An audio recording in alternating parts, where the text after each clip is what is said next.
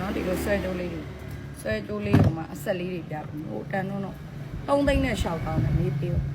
3သိန်း6တောင်းနဲ့ဒါဟန်ချိန်လေးပြီးရင်ကြည့်လိုက်သူဝတ်ပြလိုက်3သိန်း6တောင်းဆိုတာဘောလုံးလေးတွေထည့်ထားတာမဟုတ်ဘူးနော်ဒါခိုင်ခန့်ကြိုးလေးတွေအဲ့ဒီကြီး3သိန်း6တောင်းဒါလေးဆိုတန်လိုက်တာမေးပေး4သိန်းနဲ့2တောင်းနဲ့ဒီမှာကျုံပရက်လေးဒါဝတ်ပြလိုက်မယ်နော်3သိန်း8တောင်းအခုဝတ်ပြပါလိမ့်မယ်ရှင်ကျေးဇူးပါရှင်ပြီးတော့ဒီလိုထောင်ပြတယ်ဒါလေးပါဒါလေးဆို3သိန်း6တောင်းပါနော်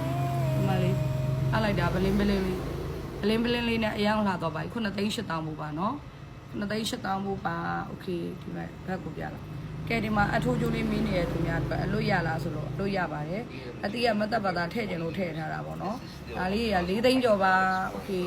4သိန်း2တောင်းနဲ့ဟန်ချိန်လေးတစ်ဆက်စာကို9သိန်း8တောင်းနဲ့အဲလေးတို့ရရှိမှာဖြစ်ပါတယ်ဆွဲတို့ဒါ2သိန်းကျော်ကနေပဲစပြီးဝယ်လို့ရပါတယ်ကျေးဇူးပါ